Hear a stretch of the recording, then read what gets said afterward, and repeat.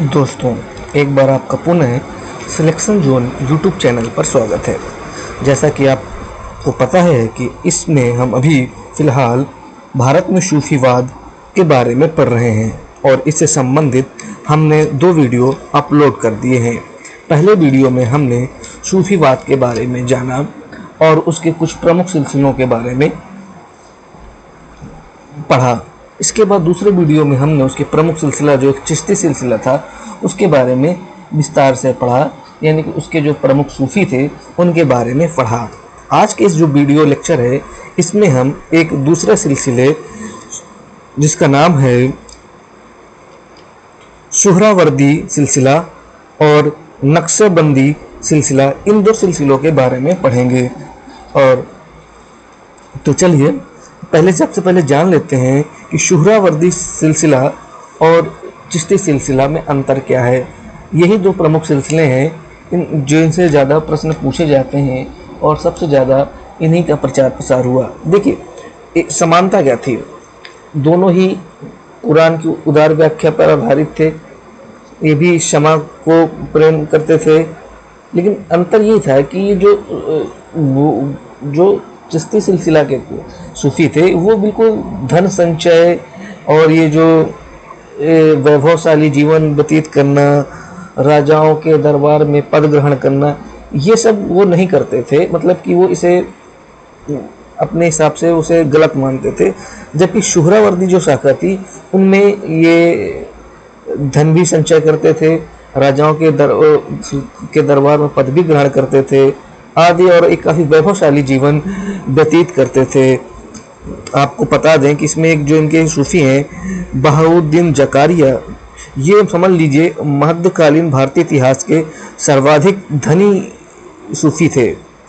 तो आप समझ गए कि यही मेन डिफरेंस था सुहरावर्दी शाखा और चिश्ती शाखा में। तो सबसे पहले जानते हैं कि सुहरावर्दी शाखा की शुरुआत कहाँ से हुई। तो इस शाखा के संस्थापक जो थे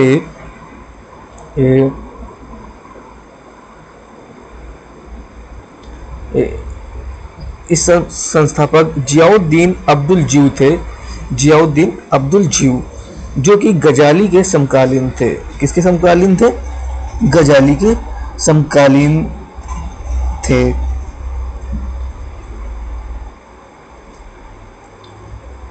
इसके बाद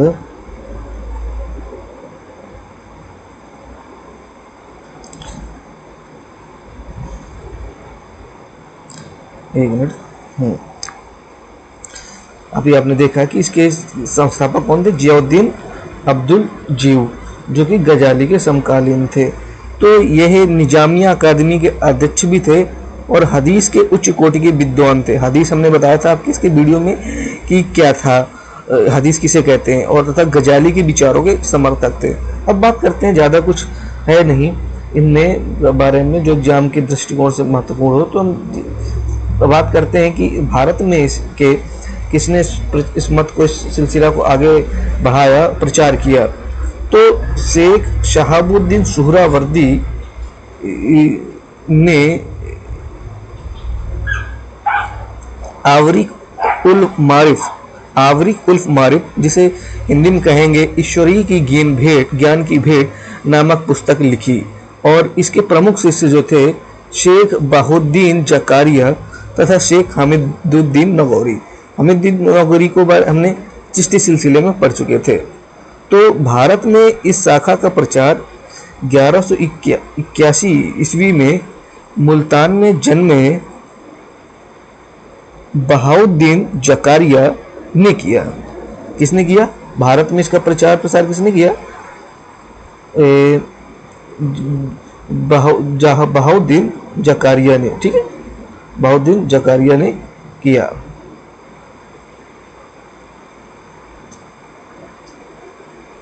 इसके बाद अगली स्लाइड में जाते हैं।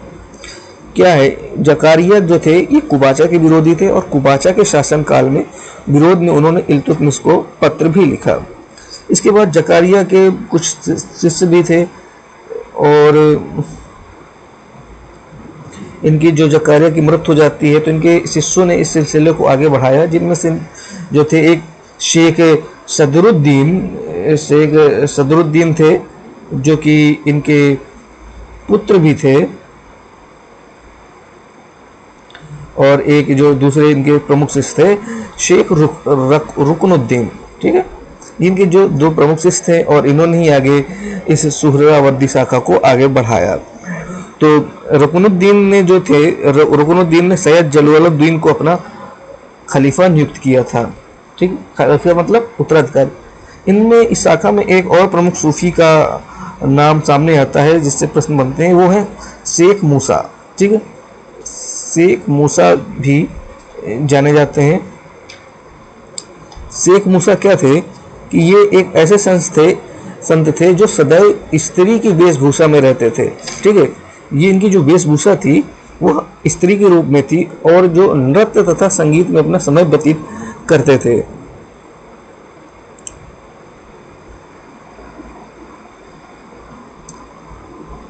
इसके बाद में शहरावर्दी शाखा की भी कई शाखाएं हो जाती हैं, जैसे बासरा और बेसरा। बासरा में जैसे जलाली, मखदूनी, मीरान शाही, इस्लाम शाही और दौलत शाही। बेसरा में लाल शाह, बाजिया, सुहारिया और रसूल शाही। तो ये थे सुहरावर्दी शाखा, जिसमें हमने जिसके इम्पोर्टेंट क्या होता है कि भारत में किसने प्रचार किया, तो आपको पता है कि बहाउद्दीन जकारिया ने प्रचार किया। इसके बाद आप कहेंगे दो प्रमुख और भी जो सूफी हैं, शेख सदरुद्दीन, शेख रुकनुद्दीन, ये थे। और रुकनुद्दीन ने सैयद जलालुद्दीन को अपना खलीफा बनाया। और शेख मूसा के बारे में आपने जान लिया। और इसमें कुछ और तो ज़्यादा इम्पोर्टेंट फैक्ट है नहीं।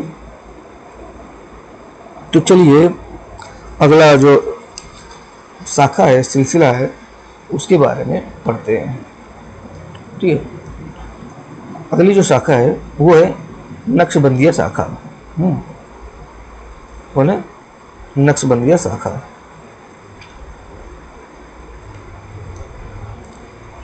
इसी प्रकार देखते हैं नक्शबंदिया शाखा का विकसित कहाँ हुआ, विकास कहाँ हुआ। तो नक्शबंदिया जो शाखा है उसका जो विकास हुआ वो ट्रांस आक्सियाना में 14वीं शताब्दी में ख्वाजा बहाउद्दीन नक्शबंद ने की। ख्वाजा बहाउद्दीन नक्शबंद ने की। नक्शबंद लास्ट में है, इन्हीं के नाम के आधार पर जो इनके सिलसिला के नाम पढ़ते थे। और इन्होंने ट्रांस आक्सियाना में की। और जो जो भारत में जो इसके जो प्रचार करने वाले जो प्रमुख संत थे, जो मतलब इम्पोर्टेंट था, वो है ख्वाजा ख्वांद महमूद, जो इस शाखा के प्रमुख संत थे और भारत आए। और इन्होंने सबसे पहले जो है कश्मीर में अपना केंद्र बनाया। कहाँ बनाया? कश्मीर में अपना केंद्र बनाया। इसके बाद ये मुगल काल में जहांगीर, अकबर के दरबार में गए, परंतु शाहजहां के राज्यकाल जब आया तो ये वापस लाहौर चले गए, जहां पर 1642 में इनकी मृत्यु हो जाती है। ठीक,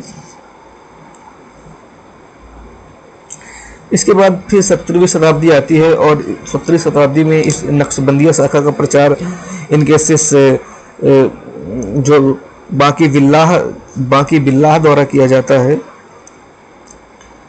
और ये इनके इसके बाद जो और भी हैं इसके जो प्रमुख सूफी हुए, जिनमें से इनमें थे अहमद सरहिंदी। अहमद सरहिंदी जो थे नक्शबंदी सिलसिला के अनुयायी होने के साथ साथ चिश्ती और कादरी सिलसिलों में भी आस्था रखते थे। सरहिंदी जो थे, अहमद सरहिंदी, ये कट्टर मुसलमान थे।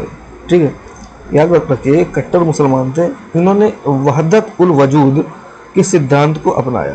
ठीक है, वहदत उल वजूद के सिद्धांत को अपनाया, जिसका मतलब होता है एकात्मवाद।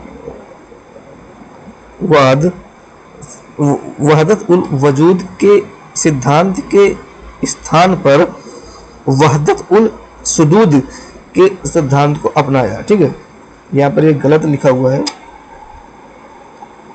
वहदत उल वजूद के स्थान पर वहदत उल वजूद का मतलब होता है एकात्मवाद, और वहदत उल सुदूद का मतलब होता है प्रत्यक्षवाद। तो इन्होंने प्रत्यक्षवाद का सिद्धांत को अपनाया और उसको जन्म दिया।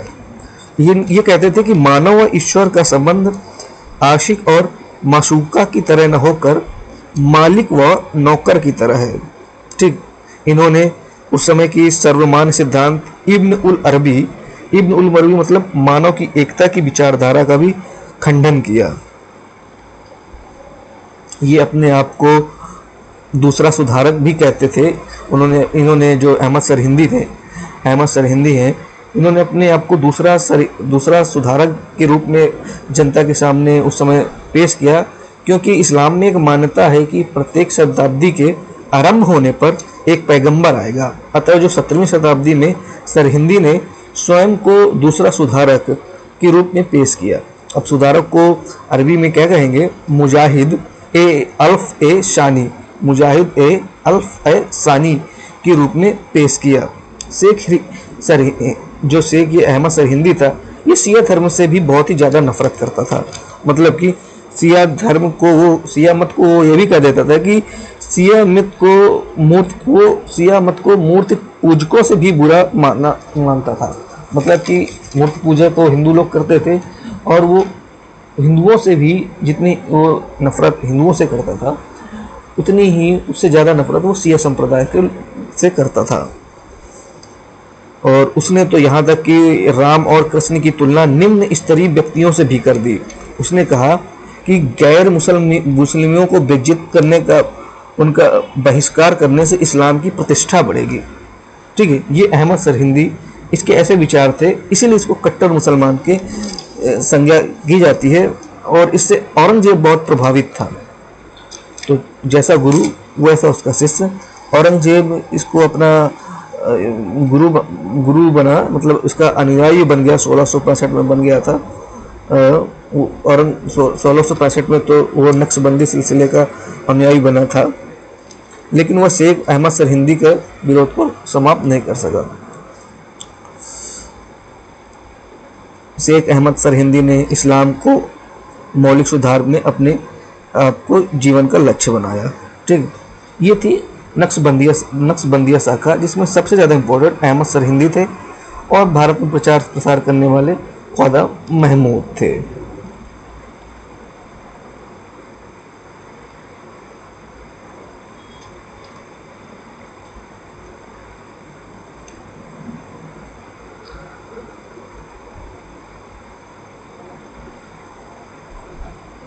यही जो हमने पढ़ा भी, इसके शिया धर्म की आलोचना करता था, स्वयं को दूसरे सुधारक के रूप में पेश किया, और अकबर के विरोधी विचारों वाले गुट का नेता था। ठीक है, अब जानते हैं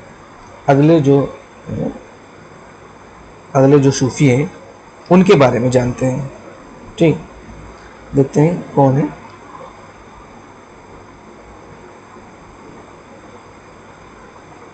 शाह वली उल्ला देहलवी। ठीक, शाह वली उल्ला देहलवी। तो इनका जन्म 1703 ईस्वी में होता है, औरंगजेब के शासनकाल दिल्ली में। ठीक, ये इसलिए जाने जाते हैं कि उन्हें एकात्मवाद यानी कि वहदत उल वजूद और प्रत्यक्षवाद वहदत उल सुदूद दोनों सिद्धांतों को समन्वित करने का प्रयास किया। ठीक, क्या समन्वित करने का प्रयास किया। और इन्होंने बताया कि इन दोनों जो दोनों वाद हैं, एकात्मवाद और प्रत्यक्षवाद, दोनों में कोई अंतर नहीं है, नो डिफरेंस। ठीक, इनकी जो रचनाएं भी हैं, इसमें इनकी प्रमुख रचनाएं हैं हमत, मुजुल हरामैन, अल्फाफुल कुदकस, अनफसुल आरिकीन इत्यादि। उन्होंने शासन को सुझाव दिया कि अधिक राजस्व प्राप्त हेतु खालसा की भूमि बढ़ाई जाए, इजारेदारी बंद करे जाए। इन्होंने निजामुल मुल्क तथा दुर्रानी के पत्र लिखकर मराठों से इस्लाम को बचाने तथा नजीमुद्दौला को जाटे को विरुद्ध युद्ध करने की भी सलाह दी। ठीक, लेकिन ये इतना ज़्यादा इम्पोर्टेंट नहीं है। आप इतना याद रखिए, इन्होंने एकात्मवाद और प्रत्यक्षवाद दोनों को समन्वित करने का प्रयास शाह वली उल्ला देहलवी ने किया, और ये नक्शबंदिया शाखा से संबंधित थे, यानी नक्शबंदिया सिलसिला से इनका ताल्लुकात था। ठीक है, इसके बाद अगले बढ़ते हैं। तरीक ए मुहम्मदिया। ठीक। नक्शबंदी सिलसिले के अंतर्गत दिल्ली के ख्वाजा मोहम्मद नासिर अंदलीब व उनके पुत्र ख्वाजा मीर दर्द ने तरीका ए मोहम्मदिया नामक एक आंदोलन चलाया। ये तरीके मोहम्मदिया ने तरीका ए मोहम्मदिया नामक एक आंदोलन चलाया, यानी कि एक ये आंदोलन था।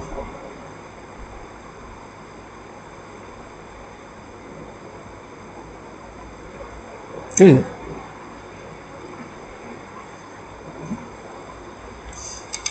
जो ख्वाजा मीर दर्द थे, इन्होंने अपने आप को एक दास और प्रीतम माना। ठीक।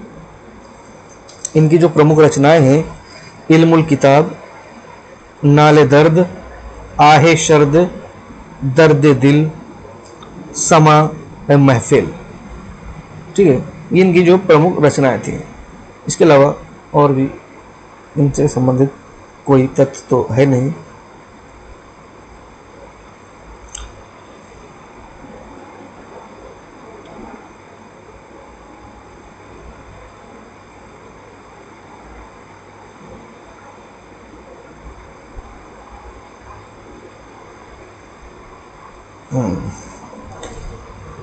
इसके बाद एक सूफी और है जिसका इसमें उल्लेख नहीं है स्लाइड में, मैं बता देता हूँ। मिर्जा मजहर जाने जाना। क्या अजीब, क्या नाम है, मिर्जा मजहर जाने जाना। तो मुजद्दिया परंपरा के अन्य नेता दिल्ली के मिर्जा महजर जाने जाना थे। ये किस परंपरा से को मानते थे? मुजद्दिया परंपरा को मानते थे। और यह प्रथम नक्शबंदी सिलसिले के अनुयायी थे, लेकिन उन्होंने कादरी, सुहरावर्दी और चिश्ती परंपराओं की भी शिक्षा ली। शेख अहमद सरहिंदी की भांति इन्होंने भी शरीयत के अनुसार जीवन व्यतीत करने की सलाह दी। वे ये जो थे हिंदुओं के प्रति सहिष्णु थे। हिंदू धर्म को भी इन्होंने महान धर्म तथा वेद को भी कुरान की बात ईश्वरीय देन स्वीकार किया। ठीक है, लेकिन अहमद सरहिंद तो ऐसा नहीं था। वो तो हिंदू के प्रति काफ़ी ज़्यादा नफरत रखता था। तो ये आज हमने इस वीडियो में सुहरावर्दी और नक्शबंदी सिलसिला के बारे में पढ़ा। तो उम्मीद है आपको सारे डाउट क्लियर हो गए होंगे।